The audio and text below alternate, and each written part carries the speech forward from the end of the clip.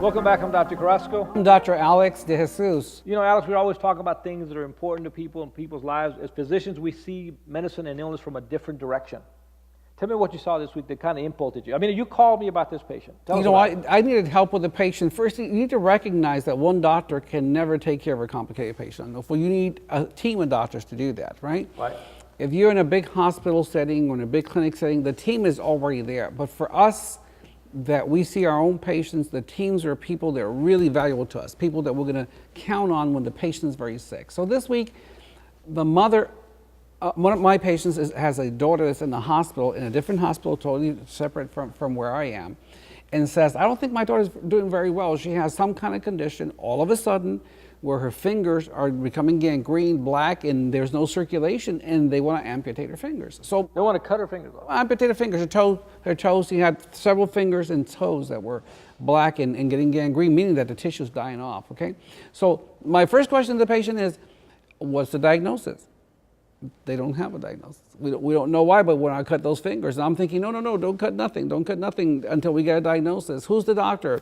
And I said, okay, well, I'm a third person. I'm not even involved in the patient's care, so this is a little bit dangerous in medicine, to give advice without being involved. I said, just do these things, and if they're positive, you need to see somebody like me. So let's do these things. What do you think about that advice? Well, I think that's perfect because so many people in today's world see a doctor and it's become somewhat impersonal. I'm not trying to insult anybody, but it's impersonal. That the simplest thing to do is cut your fingers off and get on down the road, because the hard thing to do is try to save those fingers over the next weeks to months.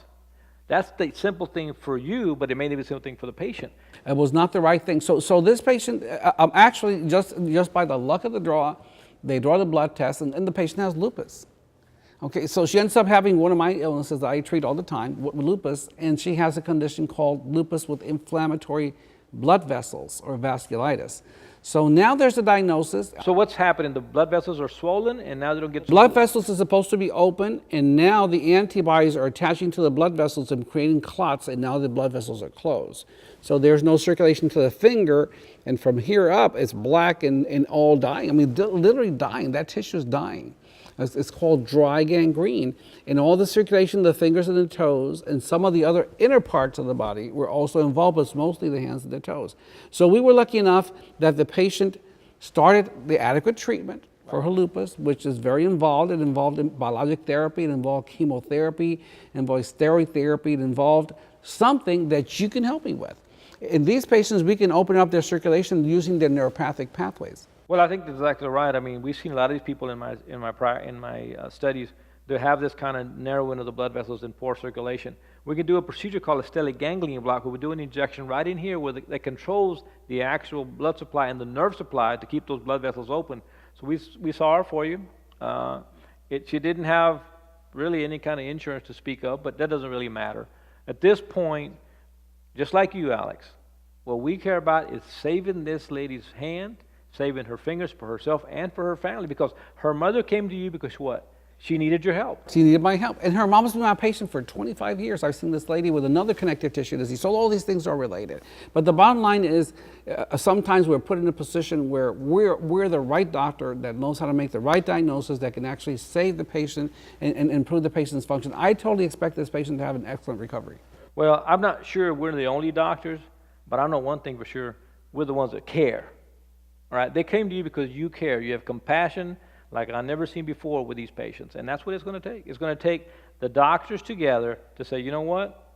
We don't care about the insurance right now. We don't care anything but saving her fingers.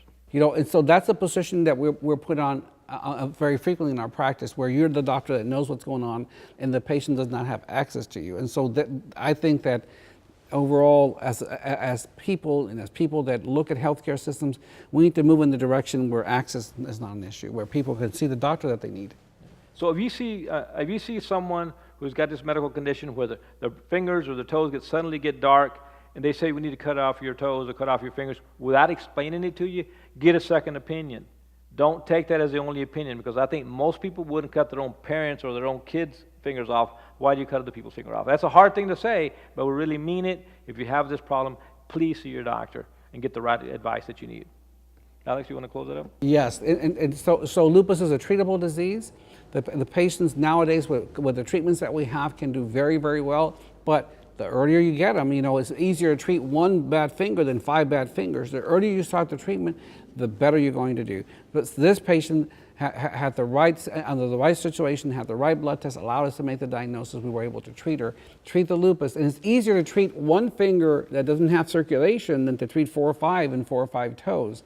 If you're in a situation where you have difficulty with circulation and the diagnosis is an inflammatory disease, you need to see the right doctor. Come see the rheumatologist. For Dr. De Jesus, I'm Dr. Carrasco. I wish you a life full of health, hope, and healing. God bless you till next time.